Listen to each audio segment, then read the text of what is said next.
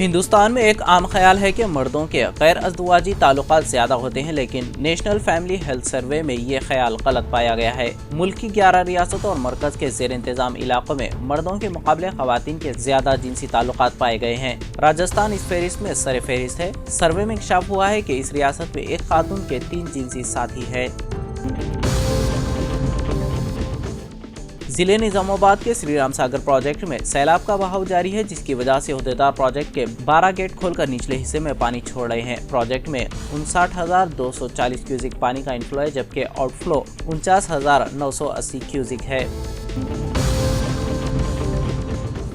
صدر تلنگانہ پردیش کانگریس کمیٹی ریونت ریڈی آج اسمبلی حلقہ منگوڑ کا دورہ کرتے ہوئے کانگریس کی انتخابی مہم کا عملاً آغاز کریں گے۔ کانگریس پارٹی نے 100 دن کا خصوصی پروگرام تیار کیا ہے۔ گھر گھر پہنچ کر عوام کے پیر پڑتے ہوئے ووٹ مانگنے کا فیصلہ کیا ہے۔ بی جے پی کی جانب سے کل منگوڑ میں جلسہ عام کا انعقاد کیا جا رہا ہے، جس سے مرکزی وزیر داخلہ امت شاہ خطاب کریں گے۔ مرکزی وزیر سیاحت جی کشن ریڈی جلسہ عام کی تیاریوں کا جائزہ لیا۔ سابق رکن اسمبلی کومٹ ریڈی راج گوپال ریڈی اپنے حامیوں کے ساتھ بی جے پی میں شامل ہوں گے۔ بی جے پی کی جانب سے جلسہ عام میں 1 لاکھ عوام کو منتقل کرنے کی تیاریاں کی جا رہی ہیں۔ شہر حیدرآباد کے نارائنا جونیئر کالج میں فیس کی ادائیگی کے مسئلے پر طالب علم اور کالج انتظامیہ کے درمیان بحث و تکرار کے بعد طالب علم نے خود سوزی کی دھمکی دی۔ اتفاقی طور پر آگ لگ جانے کی وجہ سے وہ جھلس گیا، جبکہ دیگر 3 بھی اس کی زد میں آ گئے۔ یہ واقعہ امبرپیٹ کے نارائنا جونیئر کالج میں پیش آیا۔ طالب علم سائی نارائنا کے علاوہ دوسرے جھلس گئے، جنہیں فوری اسپتال منتقل کیا گیا۔ پولیس نے ایک مقدمہ درج کرتے ہوئے تحقیقات کا آغاز کر دیا۔ ریاستی وزیر تعلیم سبیتا اندرا ریڈی نے اس واقعے کا سخت نوٹ لیا ہے اور بورڈ آف انٹرمیڈیٹ کے اعلیٰ عہدیداروں سے رپورٹ طلب کی ہے اور سارے واقعے کی تحقیقات کرتے ہوئے قاتلوں کے خلاف کارروائی کرنے اور مستقبل میں اس طرح کے واقعات کا اعادہ نہ ہونے کے اقدامات کرنے کی ہدایت دی۔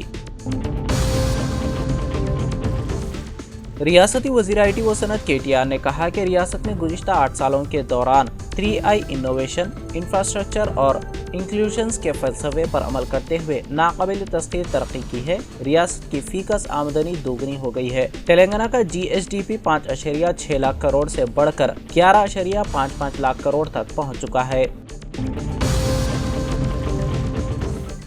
تلنگانہ حکومت نے بستی اور پلے دواخانوں میں کانٹریکٹ کی بنیاد پر 956 MLHB کی جائیدادوں پر تقررات کی منظوری دی ہے۔ اس ضمن میں سیکریٹری محکمہ صحت سید علی مرتضی رضوی نے رہنمائانہ خطوط جاری کر دیے۔ ان دواخانوں میں MBBS اور BAMS کی حیثیت سے خدمات انجام دینے والوں کو ماہانہ 40,000 روپے اور اسٹاف نرسز کو 29,900 روپے معاوضہ دیا جائے گا۔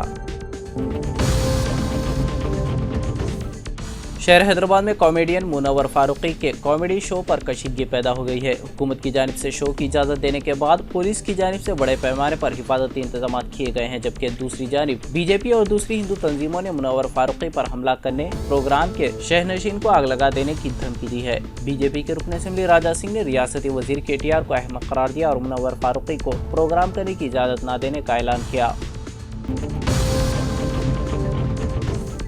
وزیر اعلیٰ KCR آج اسمبلی حلقہ منگوڑ میں جلسہ عام سے خطاب کرتے ہوئے TRS کی انتخابی مہم کا عملاً آغاز کریں گے۔ وزیر اعلیٰ حیدرآباد سے 4,000 گاڑیوں کے قافلے میں جلسہ عام میں شرکت کریں گے۔ ضلع نلگونڈا کے TRS قائدین جلسہ عام کو کامیاب بنانے کے لیے بڑے پیمانے پر تیاریاں کر رہے ہیں۔